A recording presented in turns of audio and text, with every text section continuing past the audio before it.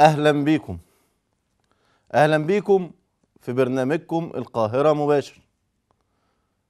أهلا بيكم في حلقة جديدة، والنهاردة يوم موسمي بتستناه كل الأسر المصرية كل سنة بنوع من الرعب والبروباجندا اللي قبله.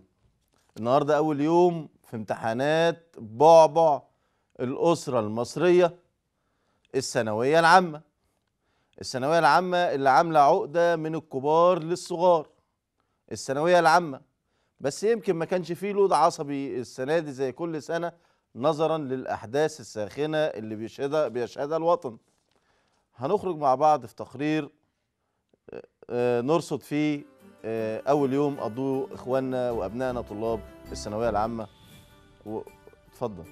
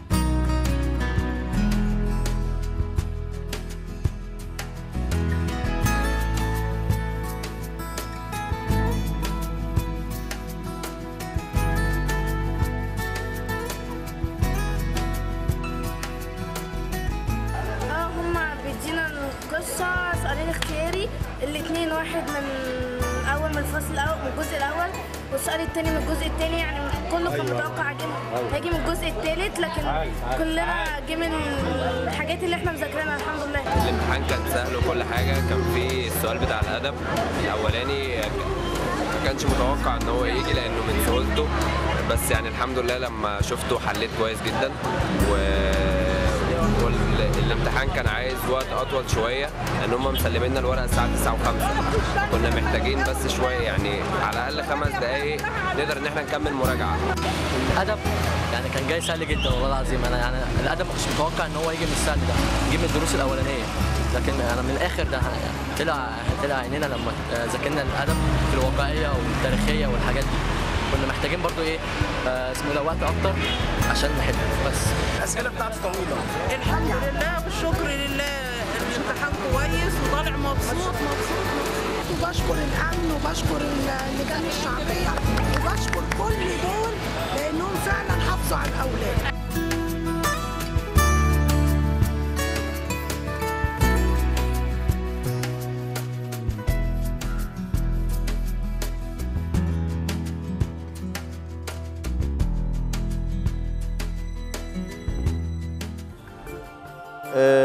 تعمدنا ما نعلقش على التقرير، نخلي أبطال التقرير يتكلموا.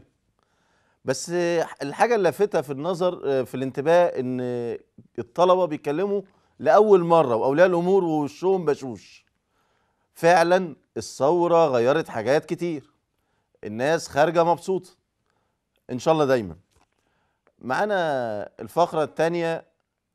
لو نذكركم بالحلقة اللي فاتت كنا ناقشنا موضوع 19 جثمان للشهداء اللي موجودين في المشرحة من 28 يناير. بنشكر كل المسؤولين اللي سمعونا واستجابوا لينا، وتاني يوم قاموا مشكورين بإصدار قرارات بدفن الجثث وعملوا جنازة. وكنا بنعتقد ان الجنازة دي ممكن تكون فعلا جنازه للشهداء ومهيبه، الا ان نفتكر مع بعض كده. طب الحلقه اللي فاتت احنا قلنا ايه؟ رول معانا كده.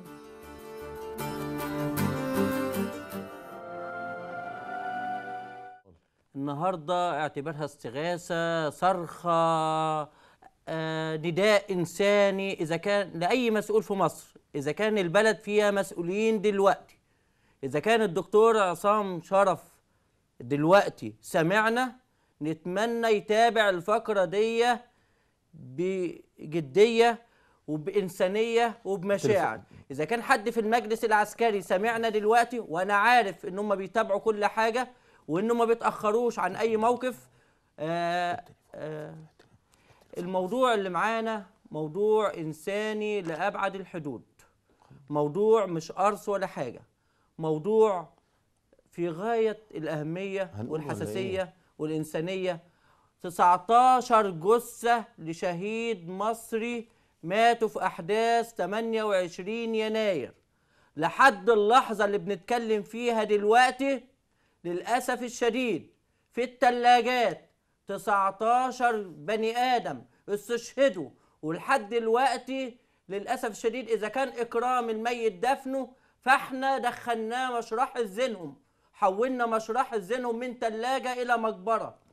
الموضوع ده متبنياه مواطنة مصرية شريفة، إنسانة وهبت نفسها للخير. معرفش هنعرف نجيبها على التليفون ولا لأ، الأستاذة دينا كشك. أستاذة دينا كشك متبنية قضية في غاية الصعوبة. للأسف تليفون الأستاذة دينا بنطلبها غير متاح. إذا كانت لو سمعنا يا ريت هي تتصل علينا. تمام. على العموم احنا كان الأستاذة دينا معانا من حوالي دقيقتين أو أكثر، فبنطلب من المسؤولين ان الموضوع ده يعتبر خطير جدا لو هو حقيقي. هحكي الموضوع باختصار عشان الناس تبقى عارفه الموضوع مش لغز ولا حاجه. نسمع من زميلنا عبد النبي. الموضوع كما روته لي الاستاذه دينا كشك، ان هي فوجئت بان وجود 19 جثه لشهيد مصر استشهدوا خلال احداث يناير، شهداء مصريين من خير الشباب البلد. لقيتهم مشكلتهم مشكله تأشيرة وكيل النيابة بالتصريح بالدفن في مقبرة جماعية. 19 جثة يا إما يدفنوا في مقبرة جماعية. 19 جثة. بنشكر المسؤولين اللي اهتموا بدفنهم، إلا إن الملف ده برضو في حاجة غريبة. ال 19 جثة دول لو هم جثث للشهداء، ليه شباب الثورة ما راحش ولا واحد منهم؟ دي حاجة مبعث للشك. هل فعلا زي ما بيتقال دي جثث مساجين، ولا في حاجة غريبة، ولا في صفقة، ولا شباب الثورة خلاص رفع ايده، ولا دول مش من الثورة اساسا؟ على العموم بنسأل الله ان يتغمدهم في رحمته. ونشوف تقرير بالمشهد اللي خدته الكاميرا بتاعتنا بتاعت برنامج القاهرة مباشر، وكان لنا السبق في هذا التقرير. اتفضلوا معايا.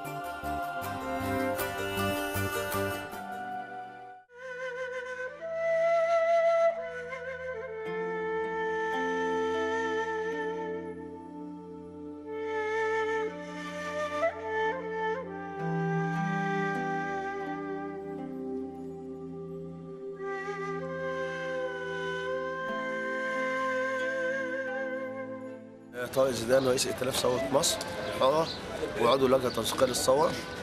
احنا جايين النهارده عشان خاطر نستلم ان شاء الله يعني جثث 19 شهيد من شهداء الثورة غير معلوم الهوية.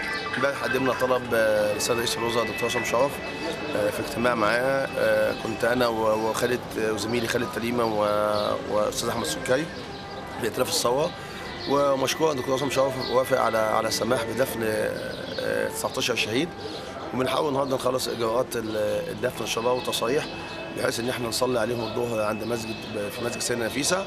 وبرضه محافظه القاهره تفضلت مشكوره بالسماح بدفنهم في مقابر المحافظه الموجوده في الامام الشافعي. فاحنا بنقول اذا كان لم يتعرف عليهم اهلهم فان مصر كلهم اهلهم، واحنا كلنا يعني وهم بينتموا لينا، وكلهم شباب يتراوح بين 20 الى 25 سنه. فبنعتبرهم ابناء لنا جميعا واخوه لنا جميعا، ونتذكر دائما نولاهم اللي هم شعورنا بنسيم الحريه تنعشاها الان.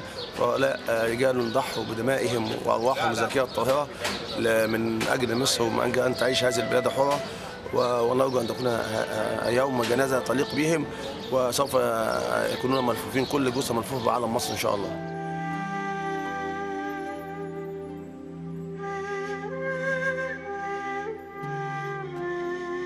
ربنا يكبر ويرحمهم ويرحمنا معاهم.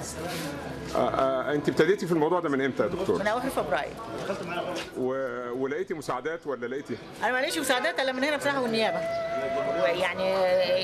يعني النيابه بكامل الناس اللي فيها وهنا، لكن انا ما فيش بره لقيت اي مساعده من حد. ما كانش في حد هنا الا انا لوحدي، مجتمع مدني ولا جمعيات اهليه ولا اي حد شفته هنا.